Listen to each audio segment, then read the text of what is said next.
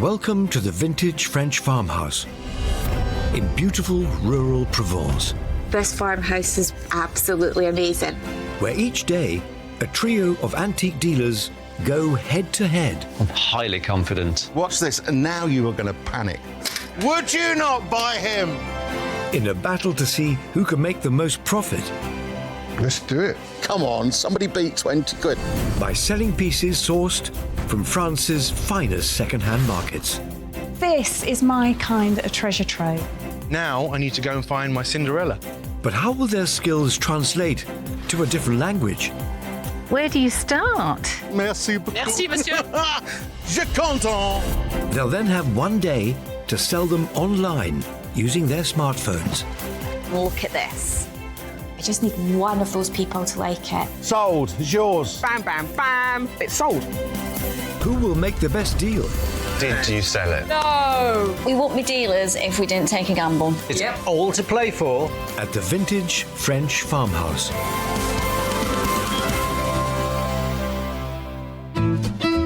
Welcome to glorious Provence, in the heart of France's antiques belt. A 2-hour drive south in the neighbouring region of Occitanie, today's dealers are gearing up to bag bargains in the historic town of Pézanas. They're here for Le Grande Deballage, or Grand Unpacking, a spectacular market which only opens twice a year, taking over the entire town. A major draw for dealers and collectors from across the continent, and our uber-competitive trio from Angleterre, who'll be hunting down 2 items to turn into fast cash. Viki, who's been in the trade for 2 decades, has an established customer base thanks to her shop on the outskirts of Edinburgh. But when it comes to cutting deals across the channel, she's a novice. I am a little bit of a newbie when it comes to buying in France. Coming here, buying specifically to sell, I've not done it before. Moses specialises in mid-century design for the London market, and his previous experience buying in France should stand him in good stead. I like to think my French is good enough to buy and sell. I do it enough times, so hopefully it's sharpened up and I can use it to my advantage. And Ian from Worcester, who describes his tastes as eclectic, although he'll be the first to admit if it's quirky or bizarre and he can move it on quickly, he'll probably snap it up. I will buy and sell absolutely anything, as long as it's got the key facts. First of all, can I flip it fast? And secondly, has it got the look? I don't know about you two, but I'm feeling there's a bit of culture to Pezenas. Culture. Really? Yeah, and do you know what I found out? Go on, tell us. That the French Shakespeare, Mouliner, who was actually originally from Paris, made his home here. I think you'll find his name was Molière, actually, Vicky. And that is why basically one of the best markets in this area comes here, all because of him. Fascinating. You're full of facts, aren't you? Absolutely. Somebody's been spotting up on local trivia. But it's not general knowledge, it's wheeler-dealing acumen being put to the test. And they now each need to buy 2 objects to sell back at the farmhouse for the most profit in just a day. Let's go. Let's buy some stuff. For their first challenge, our dealers can buy whatever they want to sell to their clients online. It's really exciting. It's full of lots and lots of antiques and collectibles. It's in a really pretty cultural town, and it's the kind of place I really love being. For Moses, whose stock in trade is mid-century furniture, the streets of Pézanas are paved with gold. Very good. Very simple desk, realistic size for a London flat. I sell a lot of desks. A lot of dealers would be interested in this one. It's very, very mid-century, and it kind of fits into contemporary interiors really well. But to make the most profitable sale, Monsieur, c'est combien le bureau? 150. this savvy South Londoner wants a better deal on the asking price. Of course, I'm going to try and squeeze as much as I can, because that's what we do. Can you do a better price? Je peux faire 140. 130? Merci. Some top-notch haggling has landed Le Bureau for €130. That's £116 at the going rate. But it's not exactly the most eye-catching acquisition. Merci. Merci beaucoup. So what is it that attracted Moses? It doesn't need any kind of restoration, so it's just something I feel comfortable about putting online and selling straight away. On the other side of the market, Viki's made what she thinks could be a winning discovery.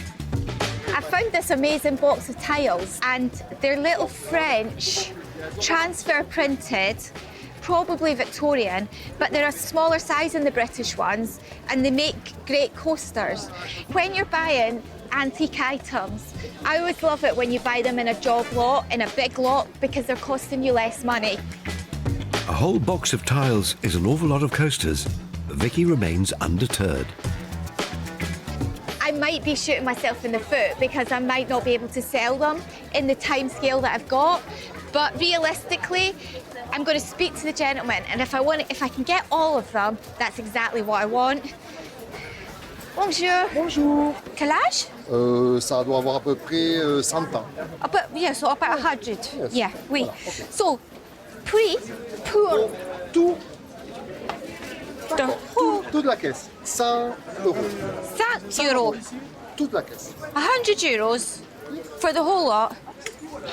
Merci beaucoup. Merci à vous. €100 or £89 for these beautifully preserved French tiles is quite a bargain. But with at least 200 to sell, has Viki bitten off more than she can chew? Merci beaucoup. Merci à vous. Merci. Merci. Merci. I'm going to put them on the website. They're going to be priced individually, and customers can decide if they want to buy 4, 6, 8, 10, or the whole lot. But realistically, I think they'll go off in groups. So Viki and Moses have now both bagged buys for their first challenge, the sell-on back at the farmhouse. But Ian is still looking for that star buy to make him more money than the other two. C'est très joli. 19th century. Yeah. 1890. 1890. Where did you get this from? In the vide maison. Vide maison, attic clearance. Ça vient d'une maison des Anglais. Ah, okay. I think this is English. But it's, no, the person is English, that is French. You think this is French? Oh, okay. It reminds me of Gillows. Gillows, a designer. Gillows would have had a reeded leg. Yeah. But it's very, very similar bench. A window seat. Yeah, so you sit on it by the window, read a book. It's nice. It's a good thing. I like this. Combien ça coûte? 80. 80. Oh. Écrivez, s'il vous plaît. Not one to let the language barrier get in the way of a deal. Ian's using his notebook to counter the €80 asking price with a cheeky offer of 70. Possible? Oui. Oui? Oui. Oui, c'est une affaire. At €70 or £62, this 19th century window seat could be a very shrewd buy. Similar examples made by the English designer Gillows go for 5 times the price. With so little time to sell it though, can Ian capitalise on its potential? Merci. Merci beaucoup.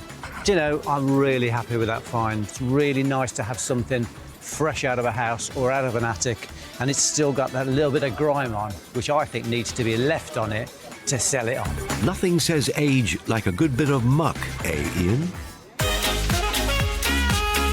All 3 dealers have now bought their first items, but each day one of them gets the chance to turn up the heat by challenging the others to buy something specific. Today, it's Ian laying down the gauntlet. Let's give him a call now. Here we go. Hello. Hello. Hey, hello, Viki. How are you? Good. How are you?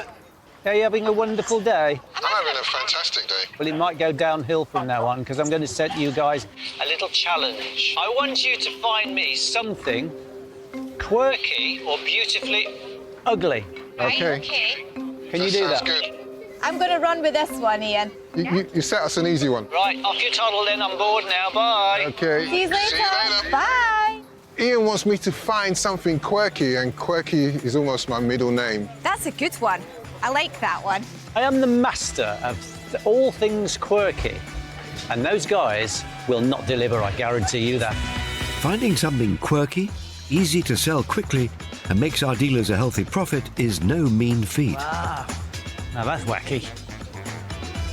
But Viki thinks she's spotted something that will give her a leg up on the competition. Oh my goodness. Can anyone guess what these are? These are fantastic. Actually, I shouldn't say that too loud because I quite fancy buying them. They are so me. Quirky, decorative. I think they might be for tights. For measuring tights. Bingo! These two-dimensional steel pins may have been used in a factory production line to stretch thousands of pairs of tights a day. They will look amazing up on the wall and they will sell really quickly.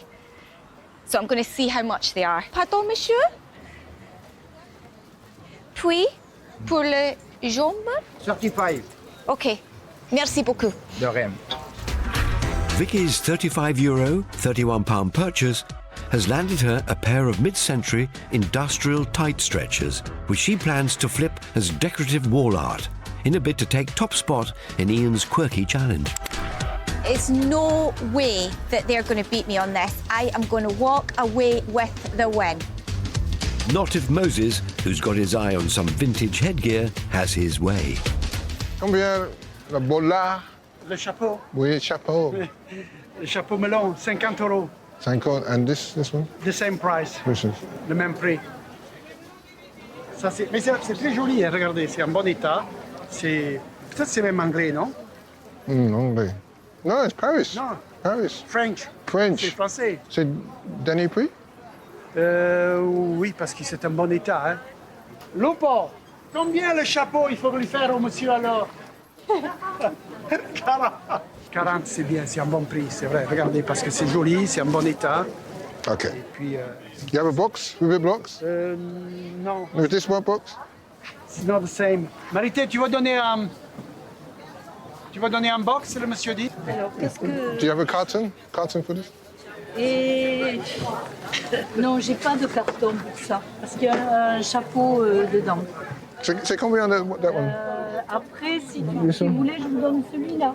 Vous voulez un carton avec? This one? Oui. Would it fit it? Ah, oui. Ça, c'est bon? C'est beau. 40 euros alors. At €40 or £36, that's a top hat deal for a vintage eau de forme, as they're called here. Merci beaucoup. Merci. Au revoir. It's got a fantastic label inside, the Paris label. Good maker. And I've got my own box as well. So, quite happy. I think I've nailed that challenge.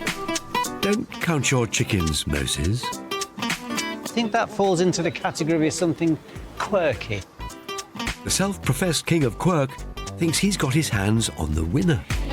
Unframed, a couple of knocks, but I think with this style of picture, it doesn't matter. I love the way it's been dabbed, just quite recklessly there to give you that 3D effect. And she got her little red lips there. Well, what have we got here? We've got 78, so I would think that's 1978, not 1878. To confirm its vintage is 1978, not 1878, Ian has a little trick up his sleeve. Flip it round. Best way to age it is look at the back, and you can see clearly it's got age. And that's contemporary wood. So it's 1978 all the way through. So we have a 70s canvas of a scary-looking doll by an unknown painter. Sounds more like the plot of a terrible horror film than a challenge-winning purchase. Comment ça va? Très bien, merci. Merci. Comment ça coûte, s'il vous plaît? C'est 80 euros. Okay. Parlez-vous anglais? Yeah, a little bit. Fantastic. That makes things easier. Okay. 80 euros. Yeah, that's right. Where did you buy this from? I found it in a house in Vichy. Okay.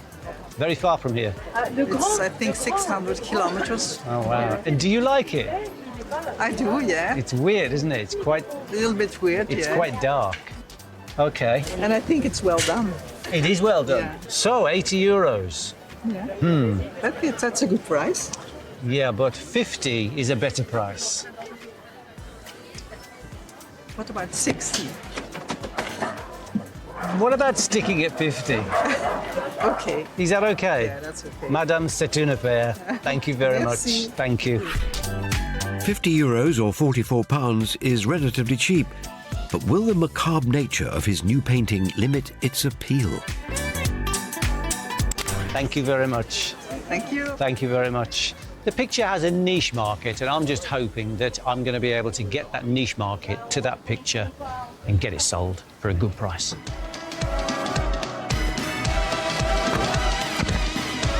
Items purchased and packed away, it's back to Farmhouse HQ, where our dealers will need to work their magic online. Not before they sneak a peek at the competition, though. Voila! What you got then? 200 tiles. French maker. Are you going to sell them as a job lot or are you going to split them up? Split them up. £1 each sort of thing. I don't sell at the boot sales like you, Ian, so I wouldn't do that. Some scepticism about Viki's tiles there. Will her purchase for Ian's quirky challenge What on earth are these? go down any better? Fabulous. French, industrial, stocking, stretchers. But now, they're pieces of art. Do they cover the quirky brief? Only just. Good. Not the runaway success she might have hoped for. Voila! Can Moses up the enthusiasm with his buys? Tell us about this desk. Is it oak? Light oak, very good size for a London flat. Commercial? Incredibly commercial. I set you the quirky challenge. Yeah. What did you do? I looked for something not only quirky, stylish as well. The top hat. The top hat. Vicky, quirky or no quirky? Not 1 ounce It's not, is of it? quirky. 1 ounce. When I show you quirky, you'll know quirky. Bold words from Ian, who also seems keen to wax lyrical about his first purchase. The bench is a late 19th century window seat. Highly on trend. It's a beauty. It's good. You like it? Yes. Ah. What about the doll painting? Hundreds of paintings in that market. Why? Have you ever seen another one like that? No. Well, there's your answer. I'd swap all of mine just for that painting. Would you? Yes. Wow. I genuinely love it. Our dealers have invested their cash, but now they need to turn a profit, and fast. Ian has spent the least out of the three on his pieces from Pezenas, which means he'll need to make a sizable profit margin to stand a chance of beating the competition. Moses spent the most, but has high hopes that his hat will land him top spot. And then there's Viki, who's convinced she'll run rings around the competition with her industrial tight stretchers.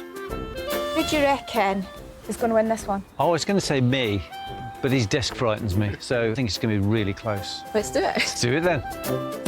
The competition is on. Now our dealers need to harness the power of the web to sell their finds for the most profit in just one day. My overall strategy, I think, for these challenges is possibly to concentrate on social media, but also use the platforms that I use as well, because everybody's waiting to see new stock appear. Wherever they choose to sell their finds, our dealers will need a set of attention-grabbing photographs to upload. But before she gets cracking on her tiles, Viki's got a spot of housekeeping to do. So first things first is sort them and grade them. Then I can get the good ones up online, and then I will just clean as I go. To maximise profit, she plans to sell each tile individually on her web shop, where customers will be able to choose from one of the 2 designs she discovered in her box. We'll just go and find a background that I'm happy with. To capture them in all their glorious detail, she's taking advantage of the light reflected from the pool. Clever. This might just be perfect. As long as I can get the shade out. What I like about doing smaller items in my hand is it gives scale right away for the customer. And, in all honesty, it means that it's really quick to do. Love that. Delighted with those photographs, but I've got a lot more pottering about to do before I get any of these uploaded. Like his competitor, Moses is taking advantage of the famed Provençal light and a couple of props borrowed from the farmhouse. Most desks are photographed in situ in an office. This is outside, so it's gonna stand out. It's gonna look fantastic. Dragging this beast into the garden for the perfect snap might seem like overkill. This good-sized desk, good-looking desk, should be in demand. But there's no doubt in Moses' mind that it'll be worth it. I'm quite confident that I can sell this in a day. It's a very commercial piece. I bought quite well, so I should be able to get a profit, easily beating my competition. A certain somebody over in the olive grove might have something to say about that. The main thing that sells these benches are the side handles. If you take the side handles off, you've just got a bog standard bench. This is what sells these particular benches. I think we better start snapping. Do an overall picture so we can see the general form of it. And I'm going to zoom in on that side handle there as well. Ian's go-to when selling furniture is a specialist online site for home furnishings. I think I'm going to pop it on Vinteria. This is the sort of thing that's going to sit nicely on the platform. The more eyeballs on his ad, the greater the chance of making a sale. So he's determined to get a photo that stands out. And this is the fun part of taking pictures, is you get to lie down. Nimbly done, sir. That is the winning picture, because that speaks volumes for this bench. It's perfect. Now I've got dirty knees. But sometimes you've got to get down and dirty to win a competition. Spoken like a true dealer, Ian. Now they have their photos, it's off to the workshop. Full of useful supplies, it's the perfect space to make any finishing touches to their objects before they're put up for sale. Vicky, you've given yourself a bit of work to do there. How many of you are going to be doing? Got over 200 tiles. You're going to be here a while. I've already cleaned a few. Now, I just have to clean the rest of them. Yeah, the other 198.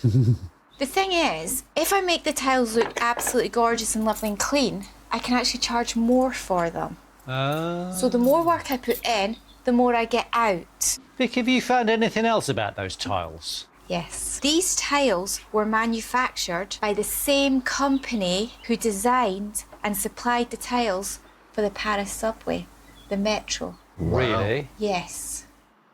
Gion, the manufacturer of Vicky's tiles, was founded by Brit Thomas Hall in 1821 and became a success by combining the latest production know-how from England with a French flair for aesthetics. How does that help you? Because it adds a little bit of interest to my tiles, designed by a top manufacturer with a fabulous arts and crafts style to them. That's going to take you forever to clean them. But me and Moses, we've only got one thing to polish and one thing to sell. I may have possibly made a mistake with this. Enough about my tiles. What are you doing to your gorgeous bench? This is being buffed. A little bit of polish. You know the score. You can put pounds on a piece of furniture, and this window seat, not a bench, is hot to trot. Don't see it. Says he with his modern desk next door. Did you find out any more about it? It's very much in the style of John and Sylvia Reed. You're a thorough library of names, aren't you? I would say if you looked at the C range, which they brought out in 1960s, Yep. you would think it was exactly the same desk. All I know is that I'm going to have to sell a ton of tiles to catch you two. You are, and it sounds like you've bought a ton as well. But it'll keep you busy for the next few years. It'll just be a gift that keeps on giving. I reckon we need to get selling. Let's do it. Good plan. Our dealers now need to upload their ads. They're free to post anywhere online, but they'll need to choose where they'll be best placed to make a winning profit in just a day. Vicky, who paid 45 pence for each of her tiles, is pricing them at £3 a pop. But with at least 200 to shift, will she regret her decision to sell them individually? Working from home has boosted the market for compact desks, something Moses hopes to capitalise on by posting to social media, an online auction platform and his own website. In contrast, Ian's aiming his ad specifically at dealers on a specialist furniture auction site and is looking for offers in the region of £160. Will his strategy pay off, though? Well, that's me done, you done. And I think we're going to leave you here because you've got a little bit of work to be getting on with. Moses, refreshment time, sir? I think so, I think so. Thank you so much. Bye. I probably shouldn't have bought a box of tiles that's going to take me 6 months to sell. But you know what? I could not be in the south of France, spot that box at that price and walk past them. Their first ads are now live, but with business for Ian's Quirky Challenge still to take care of, Moses has made a beeline for the water fountain. The image which I'm going to create is going to be really unusual. To realise his quirky composition, he's using a rather unconventional model. Well, if the hat fits.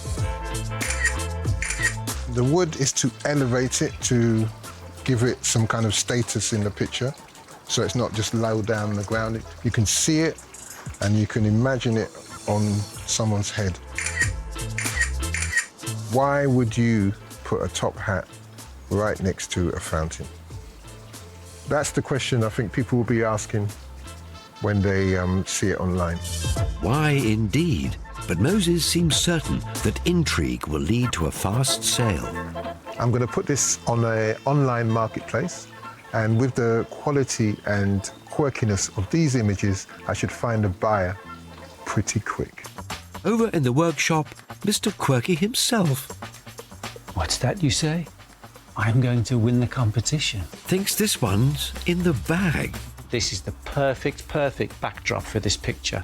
I've set the scene, and now I'm going to take some freaky pictures. I'm going to get a close-up of that face, which is so well done. Ian knows from experience that detailed close-ups are critical when selling a painting online. So let's take a picture of that date and the signature. Equally as important, though, is any provenance or background information he can provide. I'd love to know the story behind this, because somebody's obviously painted this for a reason. And with the help of old acquaintance Simon, a veteran auctioneer and antiques expert, who's been doing some digging, he hopes to discover exactly what he's got on his hands. Do you like my painting? It's got that sort of abandoned beauty. A bit like my good self, really. So have you found much out about it? Stefan Dufray is how I'd pronounce him. He only died, actually, about 10 years or so ago. A lot of the work was all sort of still life, and the date's right. Did he always put just the last two numbers, or did he put the complete date on his picture? It's always the apostrophe and then the two numbers for the year. What's the painting worth, Simon? It's probably like 200 to 400 euros. I'm just wondering, because you haven't seen anything like it, it might be worth double that. Could be, couldn't it? I'll buy you a bag of chips if I do well on it. You should do. Simon, you've been an absolute star. Thank you so much, mate. I'll catch up with you soon. Wow. We call things like this painting in the trade a sleeper, something that everybody has missed. And the dealer that takes the chance on buying the sleeper is the one that makes the biggest profit. Ian's sleeper is worth significantly more than he paid for it, which could well give the others a nightmare in the Quirky Challenge. We're going to make sure he doesn't win. But Viki, who's roped Moses in to snap her stocking stretchers... Give me that camera. There we go. ...has other ideas. What do you think of my pair of legs? They are pretty good. They're quite tall, aren't they? Yeah. They're long. They're almost as long as yours. Fantastic. Thank you, Moses. That's brilliant. The antiques game does not have to be stuffy and dull. Look at these. These are a piece of French industrial history. OK, granted, they are stocking stretchers. However, I bought them for the Quirky Challenge, and what I've done is I've put them into the ground, basically, in this beautiful French farmhouse, and tried to create a little bit of art. Topsy-turvy pins. I love it. What better way to grab the attention of would-be buyers on social media, where Viki plans to post her snaps? What I want to do is I just want to show my customers, when I upload the photographs, that you can do something cool with them. You can bring them out, you can dust them off, you could hang them on the wall, you could put them as a sculpture in the garden. But what's the best thing is they're funny. They're a talking point, which is what I like to buy for my customers. Photos might draw customers in, but to keep them there longer and improve the odds of a sale... Do you know what? I think I might take a reel.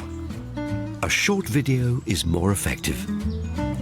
They actually look amazing on video because the back, the sun's bouncing off them, so they're a totally different colour to the front. And then when you video them from the side, they're totally flat. And the customer will absolutely see what they look like, which is what you want when you're selling online. Because sometimes a flat photograph just doesn't give the customer an idea of what they're buying when a video does. I've loved Ian's challenge, but do you know what? It's not going to be tight between us. I've got this nailed. Well, we'll soon find out as our trio head back to the workshop to upload their ads. It's amazing. You want it, don't you? 70 quid. It's a cool thing. Yeah. I thought I was just buying a really creepy painting, but the artist Stéphane Dufresne is quite a prolific French artist. He's known more so for doing still life. So I think this might be a bit of a sleeper. So I'm going to upload it now, but I'm not going to put a price on it because you never know. Somebody just might make me an offer that I cannot refuse. And how much would that be? Oh, well, I don't know yet. It is quite amazing. Most things I can appreciate, but I just don't get that painting. You really don't appreciate Quirky at all, do you? Because you've bought a top hat. This has got Quirky written all over it. Has it? Where about? Quirky and quality. Quality I'll give you. Quirky, For this challenge, it doesn't work. You two just don't understand what Quirky is. We don't understand you. I'm going to show you something that's really quirky. There's 2 aluminium legs. How are you going to entice and snare your customers? With a very quirky photograph of them stuck in some gravel in the front of a French farmhouse. Well, it's got legs. I think we better crack on and get our stuff listed online so we can see who is going to win my Quirky challenge. Let's go. Our dealers now need to upload their ads in a bid to turn a quick profit, with the highest earner taking the all-important bragging rights. Moses is posting his top hat pics to an online auction site, looking for bids in the region of £75. Pull that off, and he'll more than double his initial outlay. Viki's hoping it's a sprint, not a marathon, to sell her stocking stretchers on social media. But will her pair of metal legs fetch anywhere close to the £75 she wants? Ian's posting to his own website without an asking price, as he's keen to do more research to establish exactly how much it could be worth. Done now. Right, thank you. Moses? I'm done. Done. Done, done, done. I think it's time to leg it. Terrible. Come on. After all that buying, photographing and uploading, the dealers are turning in, hoping that they'll wake up to an abundance of interest and sales online.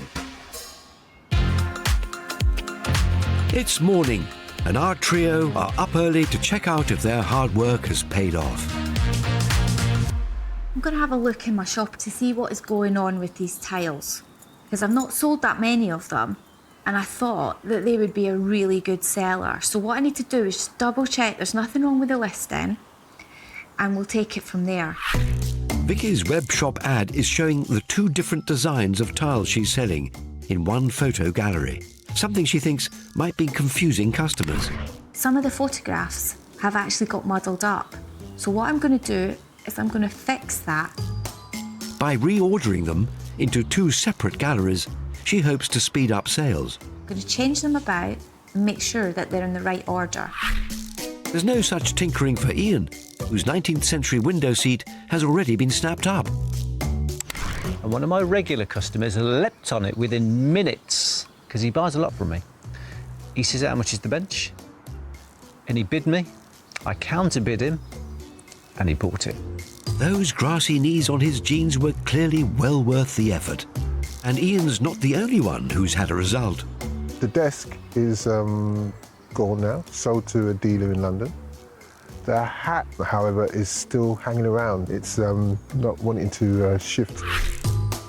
With no takers for the top hat, which was unanimously poo-pooed as unquirky, Moses is going for broke with his first ever live broadcast on social media. It's always good to do different things and test yourself, so this will be all new territory for me. Hello.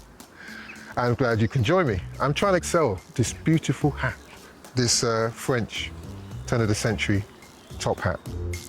By streaming live video in real time, it's absolutely fantastic. You can see the Paris maker's name. Moses has the opportunity to reach out directly to his followers. Look at that. Come on. Every home should have one of these. Many of whom are in the trade themselves. You need this hat.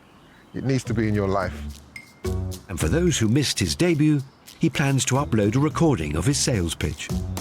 Over and out. So this is just another way of embracing social platforms. You know, you've got to kind of bring yourself into the 21st century. So who knows, I might investigate it more and do more live. I might even get addicted. That buzz may be short-lived if it doesn't translate into a sale. Speaking of excitement, Viki's in a bit of a tiz after selling her stocking stretchers, but that's not the only thing that's got her worked up. I've actually had customers comment on my posts on social media to say, how quirky are these? And they don't even know this is the Quirky Challenge. I'm sure Ian will be delighted to hear that, Viki.